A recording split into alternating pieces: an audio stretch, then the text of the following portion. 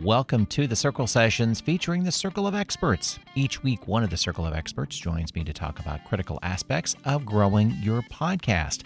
The Circle of Experts are Yasmin Robles and Izzy Dudosky from Rebel Marketing, Tonnisha English-Amamoo of TJE Communications, and Don the Idea Guy. I'm Brett Johnson, my podcast guy from Circle 270 Media Podcast Consultants. This week, Tonnisha is here. Tanisha's on a mission to help small businesses level the playing field through her digital marketing solutions. Tonnisha, thanks for joining me again today. Yes, thanks for having me as always. So glad You've to got be it. You've got a great idea for this episode, and a lot of podcasters walk into this here. that they just have no budget Yeah. to do a podcast, hmm and meaning the budget as in, okay, yes, there's a little, you've got to pay for some hosting, you Right. got to buy microphones and stuff like that. Yeah, that's Right. not that. Yes, it's a budget item, but it's a one-time Yeah. deal, I guess you could say, other than Mhm. hosting's ongoing. But that's kind of a necessity. We're talking about budgeting for bigger things, Mhm. whether it's the Mhm. marketing, promotion, whatever it might be. So, what are some thoughts in regards to what can you do on the free side? Yeah. And I know we have had an episode recently where we talked about building a brand and how a lot of these big podcasts have grown so big because they have teams. But, when you're first starting out, that may not be the case. It may just be you and a friend, or sometimes even just you. And so, one of the first things I would suggest to people is if you are starting a podcast and you don't have a budget for a team and to get the podcast going, is to just start with what you have. And most of us have a phone, and most of us have a smartphone. And if you have a laptop, even better. And so, using what you can as far as like free editing tools, or at least somewhat free editing tools, even like a Canva, or if you have a MacBook, it probably came with iMovie or some sort of editing tool for you to be able to edit the audio and create podcast episodes, and then uploading them to like a YouTube, which is free for everyone to use. So, starting with what you have, but keeping in mind about, okay, if you're going to be using your computer or your phone microphone solely, think about your background. So for me, this is probably a terrible example, but you can probably hear Gracie's Corner and some nursery rhymes because my little 2-year-old is standing right next to me, and she also has the TV on. So this would not be ideal for for your podcast setup, is to have too many things going on in the background if you're not going to be using the proper mics and noise cancellation things. Not that you can't still do that, right? Because Mhm. honestly, a part of my brand is the fact that I'm a mompreneur. And so people know that if you see me out, I may or may not have at least one kid with me at all times doing stuff. So depending on what you're doing, it may, the background may or may not make sense. So that would be my first thing, is to start with what you have. Secondly, I would think about ways to grow organically. So, not necessarily spending money on ads. Maybe you choose to do that, every so often. But if we're talking about zero budget, you can grow your podcast organically. One of the first things you should do, which we talked about a few weeks ago about LinkedIn, but like if you interview someone, to make sure that when you post that interview, you're tagging that person. Something that I've done is on Instagram is inviting people to collaborate on a post. They may or may not accept it, and that's okay. But at least if you invite them to collaborate on, the episode that they just did, that's great. Actually, one of my clients, her brother is a huge podcaster, and he just interviewed Michelle Obama. And Nice. so imagine, him making a post with the episode. He invites Michelle Obama to collaborate on it. I mean, now you're completely exposed to her huge Mhm. audience. I mean, he has a huge audience too, but that cross promotion, I mean, that alone is Mhm. just great to get the word out. Essentially, it's like a word of mouth kind of thing at that Yeah. point, right? So I love collaborating on posts, making sure you're tagging people. And then also making sure you're kind of making your guests feel good too, sharing insights that they've shared, making sure that you're thanking them for being on the podcast, and even giving them a heads up when the episode is coming out. I know we've talked about that before too, so that they know, hey, your episode's dropping on this day, just to give you a heads up so they can also be prepared to share those episodes too. Yeah, and speaking of the pre-promote or staying in front of your listeners, or giving them the incentive to want to follow you Yeah. through activations, whether it's a newsletter or social media, but going to Hmm. that newsletter idea, it's amazing how the pendulum's kind of swinging back. There's these free platforms for newsletters, via Substack, or Yeah. which what was called ConvertKit is just now Kit. Yeah. There's some free options there that you get a Hmm. pretty decent looking newsletter coming Yeah. out, or even LinkedIn. Hmm. LinkedIn has a newsletter option Yep. on the individual level, not your business level, but individual, that you Right. can, you don't control who's receiving it, I should say, Right. and you can't download those recipients in a CSV file to move forward, but Yeah. it's free. It's a Hmm. good start at that you're getting your information out. So Yeah.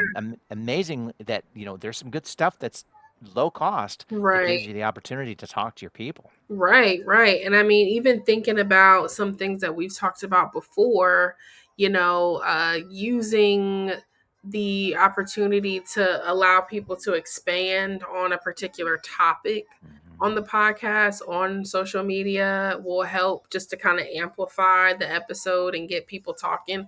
I mean, for most of these, like, bro podcasts that we see all the time on TikTok, I mean, they're using the most salacious 30 seconds to put out there to get people mad and talking. And it's probably completely out of context for the most part, until you actually listen to the full thing and you're like, okay, that was just like completely out of context. It was just a way to get you to come in and listen to the episode. Hmm. That's what Yeah. everyone is doing. Yeah. So, keeping track of when someone is really saying something that you want to make sure everybody hears. And I mean, I can even think of like the studio, right? If you are using a podcast studio, even taking the opportunity to shout out the studio, even if you pay Yeah. for it, um, just to kind of give that nod to the studio Hmm. and tagging them, and they may share it as well. And that may help you to start to build a relationship with the studio, where maybe as your podcast grows, maybe they'll give you like a free hour to Hmm. record in exchange for, cross promotion. I mean, Yeah. really thinking about what can you offer to them to where maybe you can get something out of it as well. One thing that I hate doing is editing the Mm. podcast. Yeah. But I can do the marketing pieces. So maybe there is someone where it's like, okay, if you can help me, if you can give me an hour of editing time, I can give you a social media audit, or I can help you with a marketing plan. I mean, I'm no stranger to bartering services when it makes sense. Of course, we don't want to do that with everything, because we want to make sure that we're making money and we're also helping people do what they need to do. But thinking about ways that you can give and get in these kind of scenarios where everybody can have the opportunity for exposure is always a great idea to help grow your podcast organically with no budget. Hmm. Yeah, and to expand a little bit on your idea of the pain of editing or not Hmm. wanting to edit, Hmm. you can alleviate that a little bit by really planning out what each episode is doing. Yeah. That don't make eliminate as many mistakes as you possibly Yeah. can. Hmm. Also, if these viral moments, Hmm. if you know there's going to be a piece of that episode that you definitely want to pull out as an edit point, Hmm. put a little bit of a pause between that one thing between that segment you really want Yeah. to to spotlight, and it makes it easier to edit, pull it out, Hmm. and put your logo in front, whatever you're doing for Hmm. that little Hmm. short. But if you're pre-planning what you're creating, post editing Yeah. will be a lot easier and therefore saving you money, and you're doing it for free, and you don't have to pay for a software like Opus Clips Yeah. or whatever to do it for you. Because, yes, it's somewhat inexpensive, but we're talking Mhm. about low to no budget here. If Mhm. you plan what you're doing, it makes it a lot easier on the back end that you don't have to have somebody else or software do it for you. Exactly. Especially if you're just starting out. Hmm.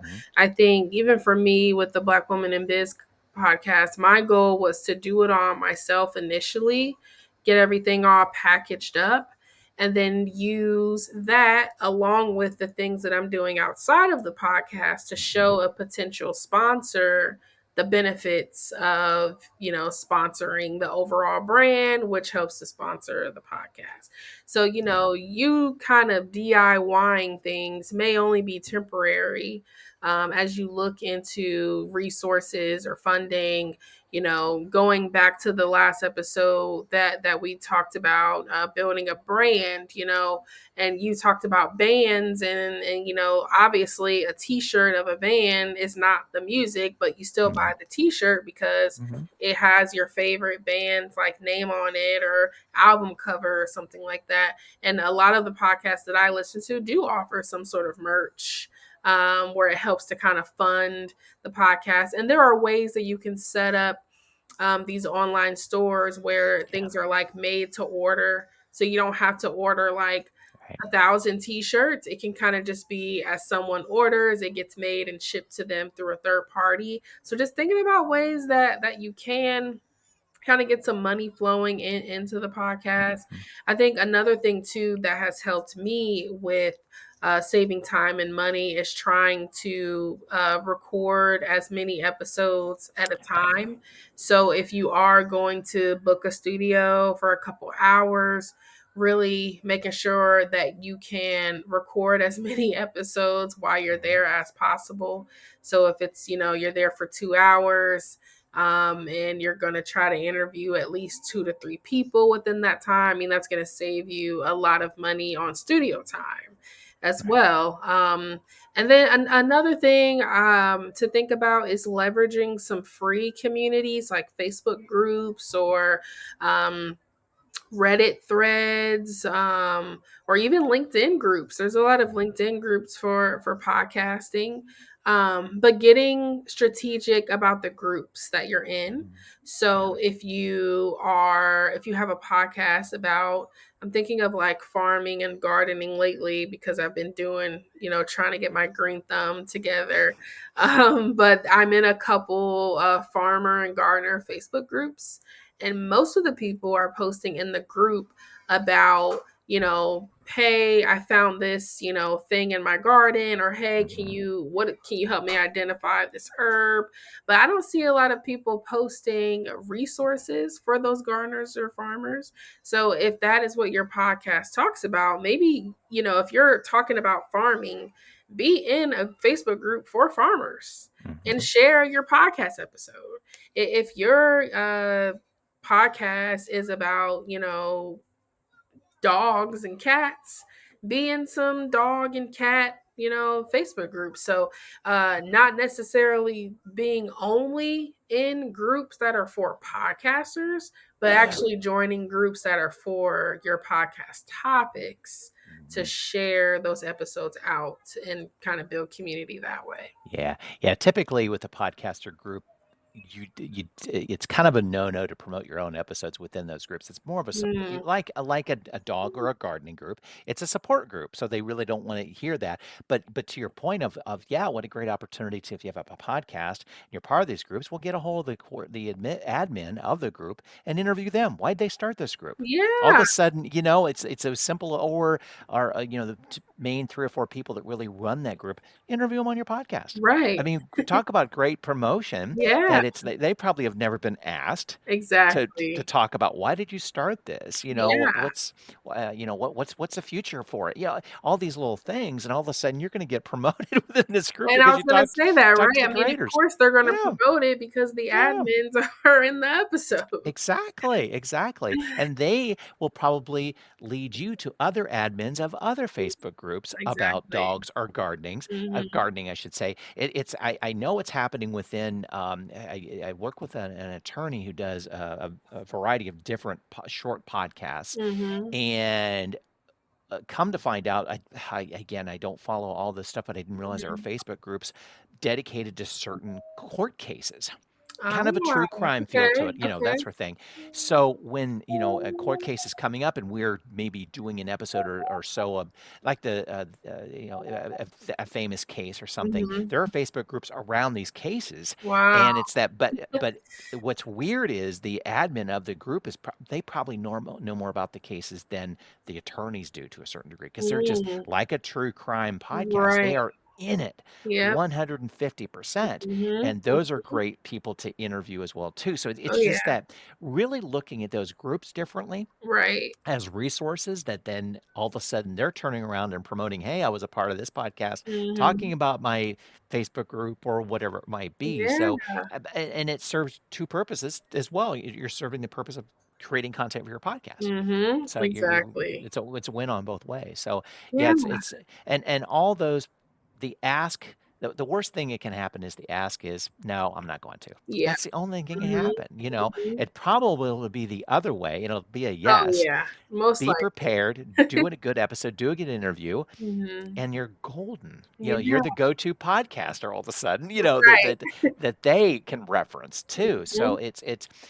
it can be a lot of fun actually, working the free. Mhm. It's okay, and Yeah. but I also, while we're talking about the free is I also, want to put a warning to this is, don't allow the free to really run your life though. If there's a point Yeah. where it's just overwhelming that, I can't, your point about the editing. Mhm. That's usually a pain point that I get contacted about. That's because it's Yeah. part of the services that I do in Mhm. total. I outsource the editing, that sort of thing, but I have people that can do it.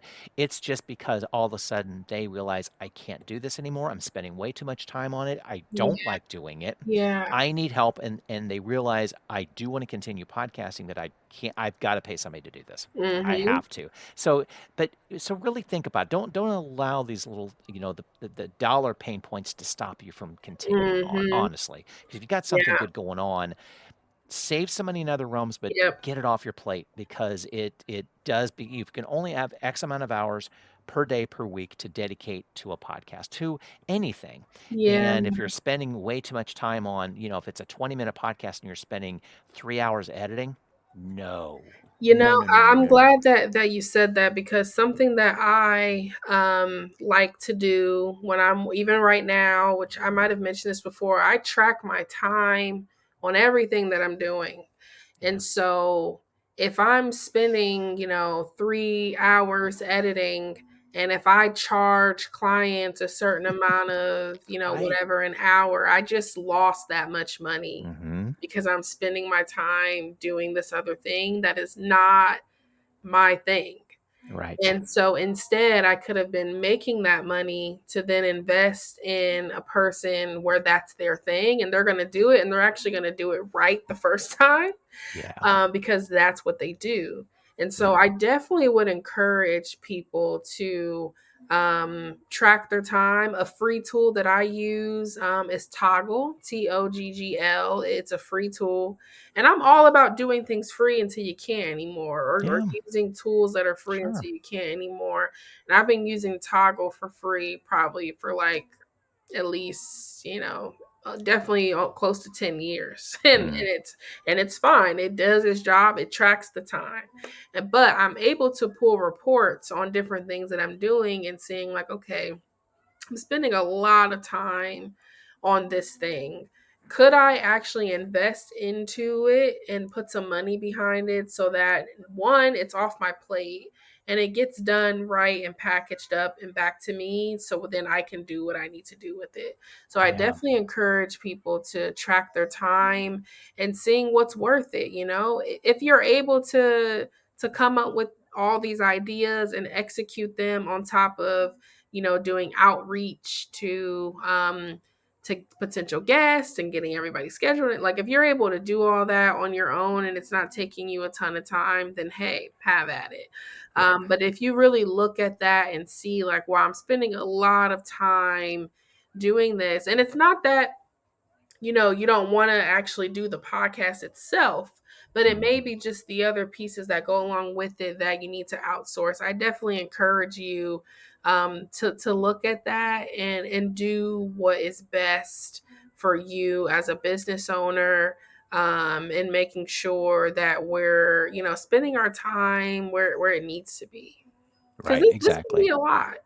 Yeah, it can because you don't Mhm. want it to creep into family life as well too, or personal Right. time, personal Mhm. health, whatever it might be, whether it's Yeah. family or not, just your own world that you don't want to Mhm. spend way too much time on. And I think your point of tracking your time is good because we Mhm. could also overestimate how much time we're Yeah. putting into something, Mhm. and having a clock against it and just kind of measure it for a month. See Yeah. what you're doing, depending on your publication frequency, that sort of thing. Mhm. But just kind of take a look at it and kind of go, okay, could I be paying myself with client time Right. than doing this? And I think that measures up to editing, what you're Mhm. doing. I think it also take a look at how much time you spend putting together social media posts Mhm. as well. How much time that way? How much time are you spending putting together any other pieces that help market what you're doing? Yeah. Look at it seriously, as well as if you're co-hosting with someone, if you're doing a majority of the work and the other person should be picking up a little bit more, that could help us a little bit, divvy up the work. You Yeah. may have raised your hand because you're excited about doing it, and they're more than happy to go, yeah, please do. But if you're Mhm. needing the help and your co-host is willing to raise their hand, do it. You Right. know, Or if and your co-host is willing to put the money behind it yeah. so that, you don't have to do it Yeah. all. Yeah, I think there's something to doing it yourself initially because then when or if let's say if or when you Mhm. offload it to somebody to do. So you've done some audio and video editing on your own. You Mhm. understand the concept, you don't like doing it. Now when you offload it to somebody to do it, you know what it takes to do. You Yes, know I'm the glad look you that you said that want. too. Yes. So it's Yes. so someone is not Mhm. saying, when you know that it's a 20-minute episode and it's taking you 3 hours to do, okay, as an Mhm. extreme example, Mhm. but really it should be about an hour's worth of time with a Yeah. good editor, Yeah. especially audio. Video is a little different. Now, again, a lot of Mhm. different variables, depends on how Mhm. bad the recording is and this, Yeah. all that kind of stuff. Now, get it. But it gives you that template of going, no, this shouldn't take this long. And I think this person is kind of taking advantage of me. Yes, That's not a and I think bad it idea to be able to also have your foot in the door. Yep. that's true, and I think it also gives you an appreciation for Mhm. if someone says, "Okay, well, I can do it for this price." It's like, well, you were doing it, and based on how much you charge your clients, I Mhm. mean, you were paying more for it, essentially. Yeah. I think it's hard to see that when you're not keeping track of how much time you're putting Mhm. into it. So it's hard to like conceptualize that maybe you spent like $1,000 on a podcast episode that Yeah. maybe should have not been anywhere near that at all Right. if you Right. hired the right people to Yeah. do the job. Yeah. And that puts a black eye to our industry as well too, outsourcing Yeah. to you for social media work or to Mhm. me for as a consultant or editing, whatever it might be, that once you Mhm. have that bad experience with Mhm. somebody that really doesn't know what they're doing Yeah. and and then all of a sudden you're gun shy of Mhm. anyone working with anyone else or you're just kind of that next person has an uphill struggle to be able to be Mhm. working with them, sort of thing. Yeah. So yeah, it's Yeah. difficult. It's difficult. Yeah. Yeah. Well, we get some really great the Toggl resource is fantastic. Mhm. It's end with if a listener wants to get a hold of you for any other free ideas, or in Yeah. regards, well, I shouldn't say free ideas, but ideas on free things. Yes. What's the Yes. best way to contact you? Yes, go to my website, tjecommunications.com, and schedule a consultation, which is free for us to talk. And I'll give you as many free ideas and thoughts that I can in that consultation. And yeah, just go to my website. You can book anytime. Yeah. Same here. Go to mypodcastguy.com. Same way. My initial talk is free.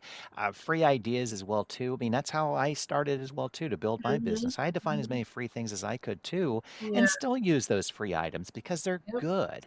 So Mhm. just you don't necessarily graduate out of them. Right. But yeah, we both have the years in to kind of at least suggest alternatives and such. Mhm. So yeah, we'd love to talk with you. But thanks again for joining me. I appreciate it, Yeah, Tanisha. no problem. Thank you.